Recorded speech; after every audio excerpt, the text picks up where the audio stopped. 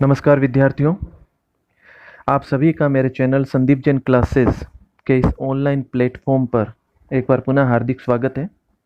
आज हम कक्षा 10 संस्कृत की पाठ्यपुस्तक स्पंदना के तीसरे अध्याय स्वराष्ट्र गौरवम के शेष बचे हुए भाग का अध्ययन करेंगे।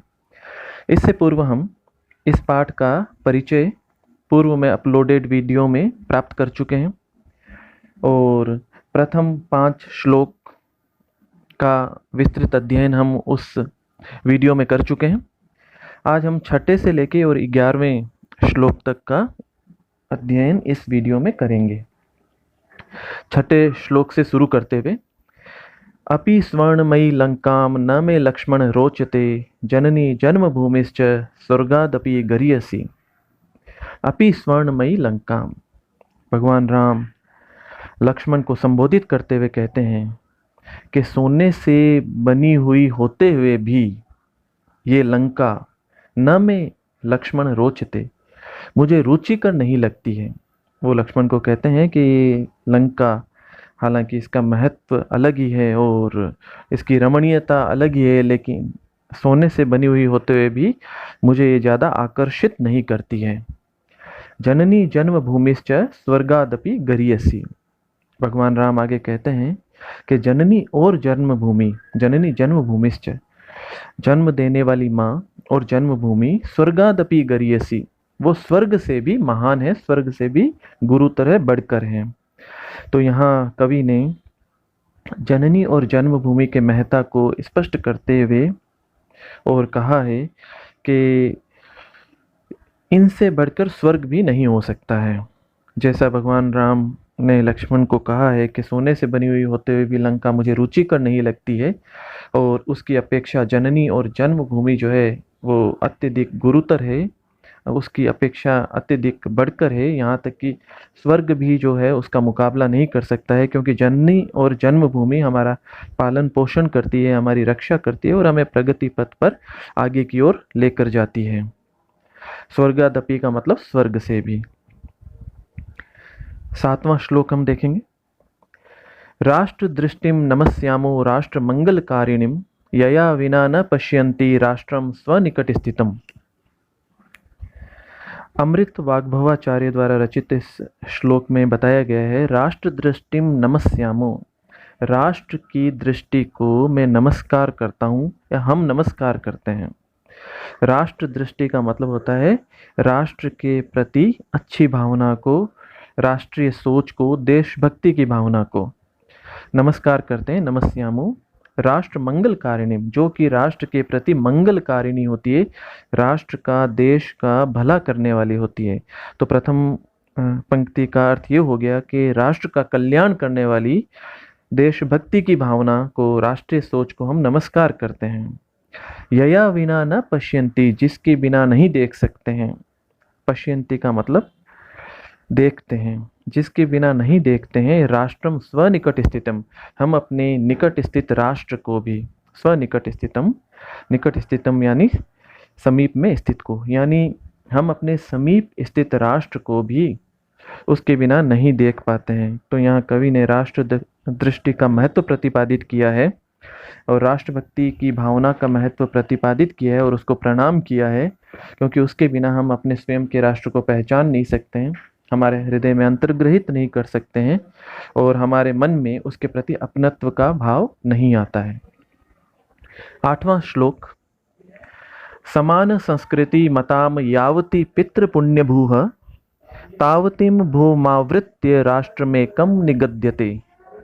ये भी अमृत वाग्भवाचार्य द्वारा रचित श्लोक है और इसमें बताया गया है, समान संस्कृति मताम यावती पितृ पुण्य भूह, समान संस्कृति वाले लोगों की जहाँ तक पिता की पावन भूमि है, पिता की, पितामह की पावन भूमि है, यानी ऐसा स्थान जो हमारे पिता का, हमारी पावन भूमि का स्थान है और जहाँ पे समान संस्कृति के, समान मतों के लोग रहते हैं।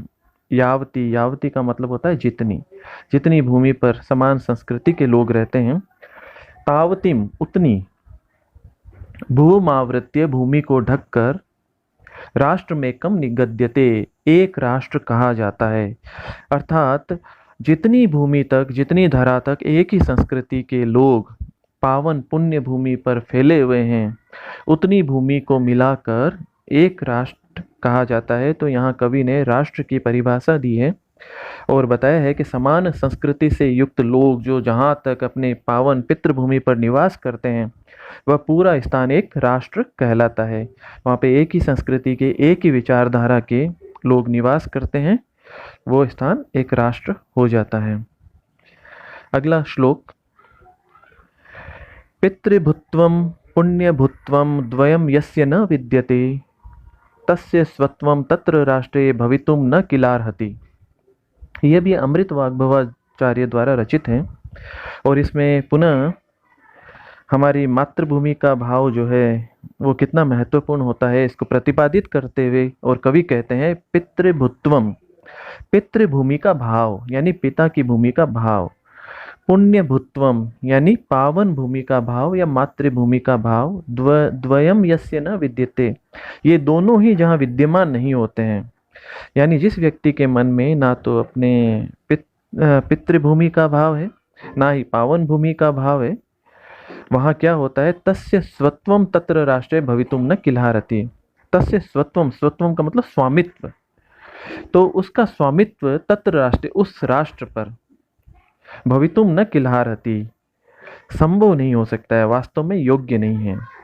अर्थात जिस व्यक्ति की ना तो मन में पितृभूमि की भावना है, ना पावन भूमि की भावना है, तो उसका ना वहाँ स्वामित्व हो सकता है, और स्वामित्व का मतलब यहाँ अपनत्व भी हो सकता है। उसका ना स्वामित्व होता है, ना ही वो अपनत्व होता है, तो वो किसी के भी योग्य नहीं है। तो यहाँ हमने देखा कि ये जो भाव है हमारे मन में, देशभक्ति का भाव, पितृभूमि का भाव, ये अत्यंत महत्वपूर्ण हमारे अत्यंत महत्वपूर्ण इस श्लोक में बताया गया है। और जिस व्यक्ति के हृदय में यह अपनापन या स्वामित्व नहीं होता है, उसका वहाँ पे अधिकार भी नहीं होता है और अपनत्व भी नहीं होता है। 10वां श्लोक हम देखते हैं, राष्ट्रस्य उत्थान पतने राष्ट्रियान अवलंब्य ही भवत्सर्वदा तस्मात् शिक्षणीयास्तु राष्ट्रियः। यह श्लोक भी अमृत वाग्भवाचार्य द्वारा रचित हैं और यहाँ पे इन्होंने राष्ट्र के निवासियों का राष्ट्र की उन्नति और अवनति में कितना महत्वपूर्ण योगदान रहता है उसके महत्व को प्रतिपादित करते हुए कहा है, राष्ट्रस्य उत्थान पतने, किसी राष्ट्र के उत्थान और पतन में, यानी किसी देश की उन्नति और अवनति में राष्ट्रियान अवलंब्य ही, वो वहाँ के राष्ट्र के निवासियों पर अवलंबित है। अर्थात किसी राष्ट्र का उत्थान और पतन जो है वो वहाँ के निवासियों पर अवलंबित है, उनके निवासियों में निहित है, आश्रित है। भवत सर्वदा तस्मात् शिक्षणीयास्तु राष्ट्रियः।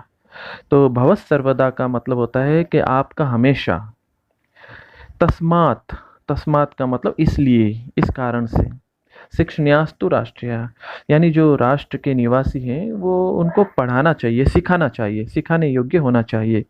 अर्थात दोनों पंक्तियों का, इस श्लोक का अर्थ ये हो जाएगा कि राष्ट्र निवासियों का सहारा लेकर ही राष्ट्र की उन्नति और अवनति होती है, और इसीलिए राष्ट्र के निवासियों को सदा शिक्षित किया जाना चाहिए। इस श्लोक में शिक्षा के महत्व को प्रतिपादित किया गया है।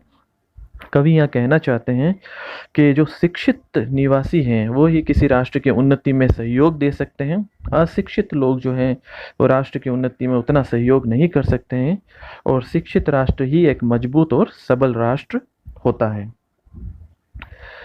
अंतिम श्लोक हम देखते हैं, विद्या शस्त्रम शास्त्रम च द्वे विधे प्रतिपत्तये शस्त्रेण रक्षिते राष्ट्रे शास्त्र चर्चा प्रवर्तते।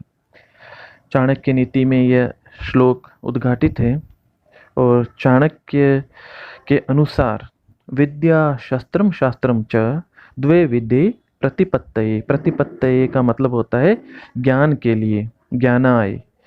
अर्थात दो तरह की विद्याएं बताई गई है, ज्ञान प्राप्ति के लिए दो तरह की विद्याएं होती है, विद्या शस्त्रम शास्त्रम च। एक होती है शस्त्र विद्या और एक विद्या होती है शास्त्र विद्या। शस्त्र विद्या और शास्त्र विद्या, ज्ञान प्राप्ति के लिए ये दो विद्याएं बताई गई हैं। शस्त्रेण रक्षिते राष्ट्रे शास्त्र चर्चा प्रवर्तते।